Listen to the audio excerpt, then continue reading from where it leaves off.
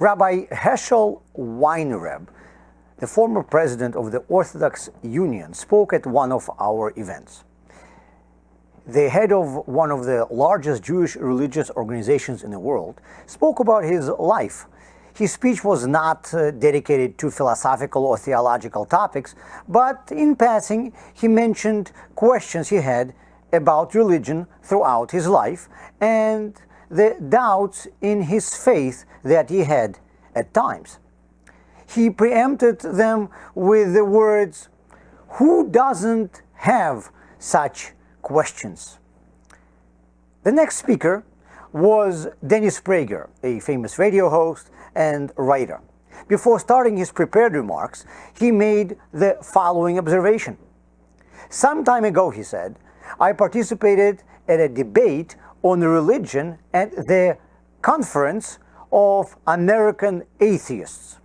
I took advantage of the fact that I was standing on a stage in front of many thousands of atheists, and I asked, who have ever doubted their disbelief in God ever since you started defining yourself as an atheist?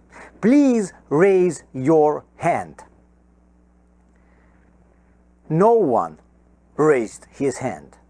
None of the ordinary atheists, nor of those who were sitting at the dais. One of the most famous rabbis of the world openly speaks about his doubts in his convictions, and in the audience of thousands of atheists, there is not a single person who has ever doubted his convictions. Maybe they were just embarrassed to raise their hands? Possible. But this itself says a lot about the culture prevailing in each one of these circles. The religious people have no problem publicly doubting their tenets, and atheists feel uncomfortable doing it. The stereotype of a believer that is painted by the secular world is one of a person who never questions what his religion dictates. Someone who is not thinking for himself and not doubting anything. The secular education suggests that intellectual arguments and logical thinking are foreign to religious faith, that religious convictions and reason are not compatible. But the books of the oral Torah are mainly consisting of debates. In them, people sometimes argue about details of specific practices, sometimes about proofs of certain statements of the Torah, and sometimes their debates are concerning the issues of faith. The rabbis who do not know the answers to the questions they are presented with never hesitate admitting it in these books. The Talmud and other parts of the Torah are full of records of debates that the rabbis had with heretics or with Greek philosophers. Maimonides wrote a book, Moreh Nevuchim, which is answering, in many respects, questions about the Jewish faith that appear after studying the works of Aristotle. Hasidic tales are full of stories about ordinary Jews who went to great lengths trying to find answers to the questions they had about their religion. And they were never shy to tell people that they had unanswered questions. I have an exercise for you. Find a friend who calls himself a secular person.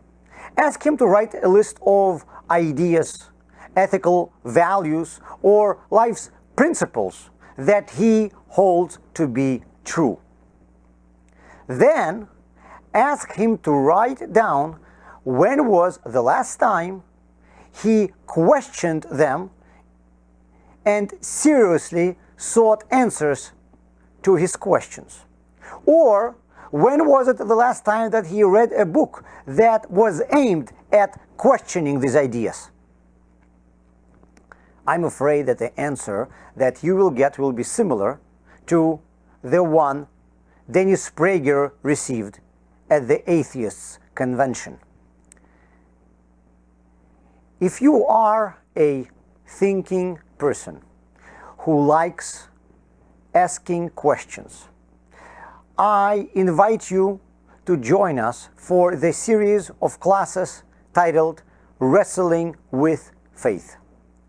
During these classes, we're going to be reading about the questions that many famous rabbis were bothered with regards to our religion, and the answers that they found and suggested to their questions.